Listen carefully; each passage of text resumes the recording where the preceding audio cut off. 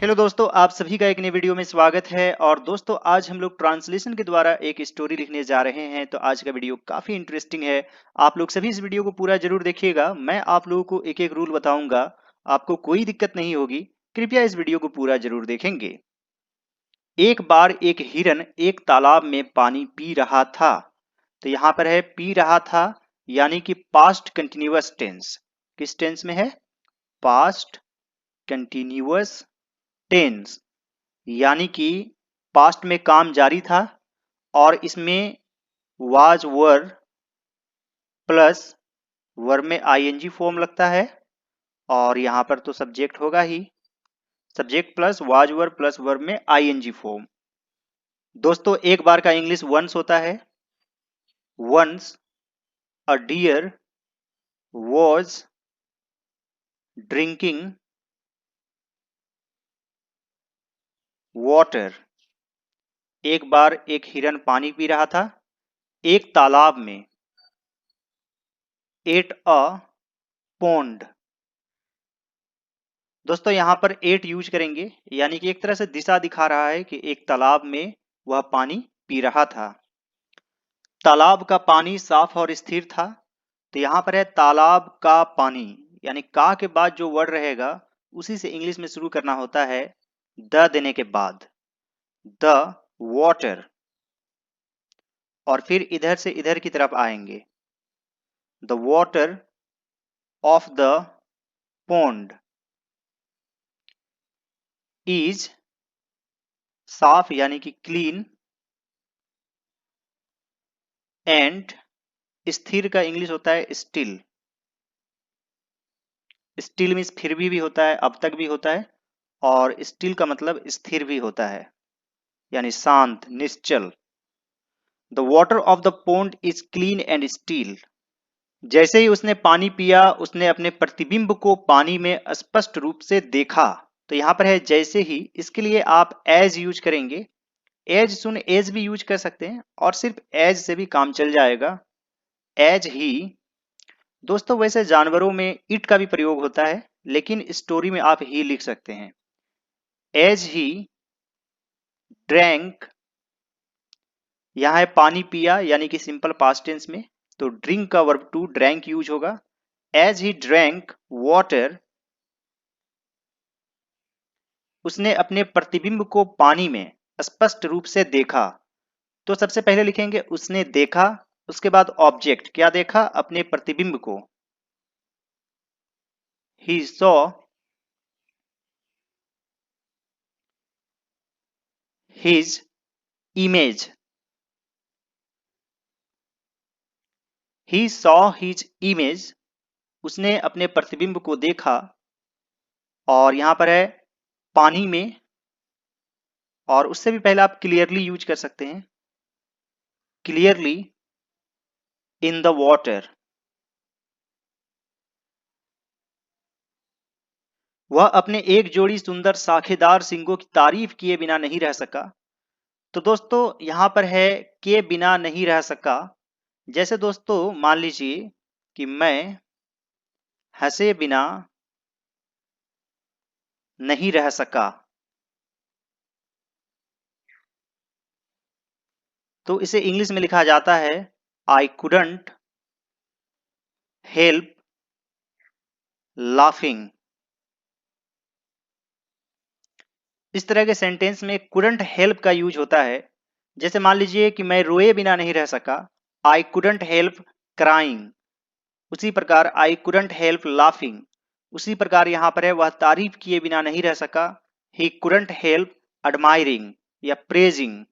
दोस्तों, एक तरह से आप खुद की मदद नहीं कर पाए और आप हंस दिए, इसलिए यहां पर कुडंट हेल्प का यूज होता है।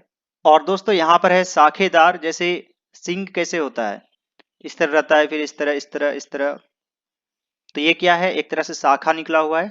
इसके लिए हम लोग ब्रांचिंग यूज करेंगे। और मान लीजिए कि घोड़े का पूंछ कैसे होता है? इस तरह, और फिर इस तरह रहता है। तो इसे इंग्लिश में बूसी कहा जाता है। तो ये छोटी छोटी चीजें हैं। वह अपने एक जोड़ी सुंदर साखेदार सींगों की तारीफ किए बिना नहीं रह सका। तो दोस्तों, यहां पर लिखेंगे he couldn't help admiring his एक जोड़ी fine pair of branching horns. He couldn't help admiring his fine pair of branching horns. लेकिन उसने अपने पतले पैरों को लेकर थोड़ी शर्मिंदगी महसूस की। शर्मिंदगी महसूस होना, इसे आप इंग्लिश में लिख सकते हैं फील असेम्ड ऑफ। इसके साथ हमेशा ही ऑफ यूज होता है, असेम्ड ऑफ। और आप जिस चीज से शर्म महसूस करते हैं वो ऑफ के बाद लिखेंगे फील असेम्ड ऑफ। यहां पर लिखेंगे बट उसने अपने पतले पैरों को लेकर थोड़ी शर्मिंदगी महसूस की। He felt a little ashamed of his thin legs. But he felt a little ashamed of his thin legs. तभी उसने कुत्ते की भौंकने की आवाज सुनी। तो यहां पर है आवाज सुनी यानी कि सिंपल पास्ट टेंस। तभी यानी कि just then he heard, hear से हर्ड बनता है यानी कि verb two. Just then he heard the barking of dogs. Just then he heard the barking of dogs. वह तुरंत वहां से भागने लगा। तो यहां पर है भागने लगा। लगा के लिए आप बिगेन यूज कर सकते हैं, स्टार्टेड यूज कर सकते हैं। और यहां पर है तुरंत यानी कि at once. At once he began to run away. वहां से from there. At once he began to run away from there. लेकिन जैसे ही वह भागने की कोशिश कर रहा था उसके सिंग पेड़ की शाखाओं में फंस गया। तो दोस्तों यहां पर है फंस गया, इसके लिए कैच वर्ब यूज होता है। और जब कैच का यूज करते हैं तो हमेशा पैसिव वॉइस में यूज होता है। जैसे मान लीजिए मैं किसी चीज में फंस गया, आई एम कॉट, क्या होगा आई एम कॉट। या पैसिव वॉइस में मान लीजिए I am caught in the rain, मैं बारिश में फंस गया। दोस्तों मान लीजिए मैं जाम में फंस गया, I am caught in the jam. या फिर उसके बदले गेट स्टक का भी यूज होता है, गेट स्टक। तो मान लीजिए कि मैं ट्रैफिक जैम में फंस गया तो क्या हो जाएगा I got stuck in traffic jam. इस तरीके से भी आप लिख सकते हैं। तो यह काफी यूजफुल है। और दोस्तों अभी तक आप लोगों ने मेरे चैनल को सब्सक्राइब नहीं किया है तो जरूर सब्सक्राइब कर दीजिए, इस वीडियो को लाइक कर दीजिए। यहाँ पर आप इंग्लिश सीखते हैं और आपको डिटेल में बताया जाता है। लेकिन जैसे ही but, just as, he was trying to escape। escape का मतलब भी होता है बचकर निकलना। उसके सिंग पेड़ की शाखाओं में फंस गया। his horns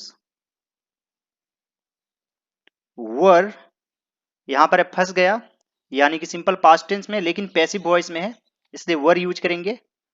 his horns were caught in the branches of the tree. But just as he was trying to escape, his horns were caught in the branches of the tree. कुत्ते उस पर टूट पड़ा और उसे नीचे खींच लिया। The dog jumped upon him, यानी उस पर कूद गया। and pulled him down, और उसे नीचे खींच लिया। जैसे ही वह मर रहा था, उसने सोचा मेरे पैर जिससे मैंने नफरत किया मुझे बचा लेता। जैसे ही इसके लिए आप एज यूज कर सकते हैं, एज ही वॉज डाइंग, या फिर ले डाइंग का भी यूज कर सकते हैं। ले मतलब लेटे हुए, एज ही वॉज ले डाइंग, उसने सोचा, ही थॉट, मेरे पैर, माई लेग्स, जिसे मैंने नफरत किया, विच आई हेटेड, मुझे बचा लेता, वुड हैव सेव्ड मी। दोस्तों यहां पर वुड हैव का यूज करना है, जैसे बचा लेता, देख लेता, इस तरीके के सेंटेंस में आप वुड हैव यूज कर सकते हैं। जैसे मैं आगरा गया होता तो ताजमहल देखा होता। If I had gone to Agra I would have seen the Taj Mahal. यह मेरे सिंह थे जिसकी मैंने तारीफ की, मेरी मौत का कारण बना। यह मेरे सिंह थे, इट वॉज माई हॉर्न्स। दोस्तों जैसे यह मैं ही था, इट वॉज आई, इस तरीके से भी लिखा जाता है। जिसने इस कुर्सी को तोड़ा, who broke this chair, it was I who broke this chair. यह तुम ही तो थे, इट वॉज यू, इस तरीके से यूज होता है। तो उसी सेंस में है कि यह मेरे सिंह ही थे, इट वॉज माई हॉर्न्स, जिसकी मैंने तारीफ की, विच आई एडमायर्ड, मेरी मौत का कारण बना, कॉज्ड माई डेथ।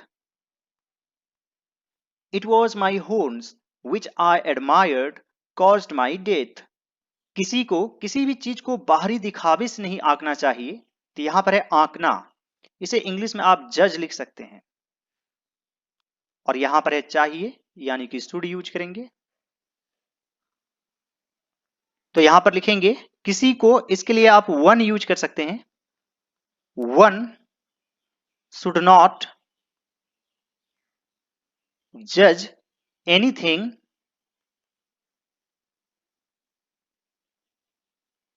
बाय, बाहरी दिखावे, एक्सटर्नल अपीयरेंस।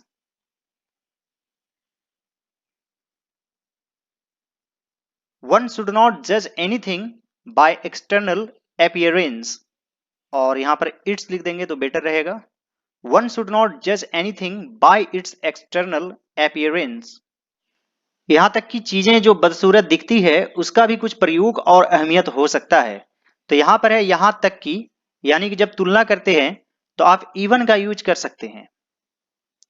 इस सेंस में आप इवन का यूज कर सकते हैं, जैसे यहां तक कि तुम, even you, even the things, जो बदसूरत दिखती है,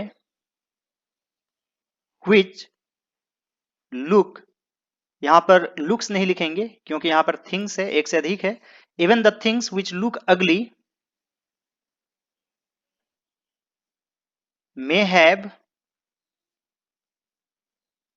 some use and value. Even the things which look ugly may have some use and value, या फिर may prove to be useful and valuable, इस तरीके से भी आप लिख सकते हैं। उम्मीद करता हूं दोस्तों कि आज का वीडियो आप लोगों को अच्छा लगा होगा। यदि यह वीडियो आप लोगों को अच्छा लगे तो इस वीडियो को जरूर लाइक कर दीजिएगा। और दोस्तों अभी तक आप लोगों ने मेरे चैनल को सब्सक्राइब नहीं किया है तो जरूर सब्सक्राइब कर लीजिए और दूसरे सभी वीडियोज को जरूर देखिए। मैं आपको हमेशा ही विस्तार पूर्वक बताता हूं, आपको 100% समझ में आएगा। और दोस्तों मेरा एक और चैनल है ऑल राउंड नॉलेज, तो वहां पर भी आप बहुत कुछ सीखते हैं, उसे भी सब्सक्राइब कर लीजिए और दोनों ही चैनल के साथ बने रहिए, तो आपकी इंग्लिश डेफिनेटली इंप्रूव होगी।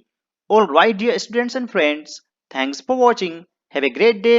Enjoy yourself.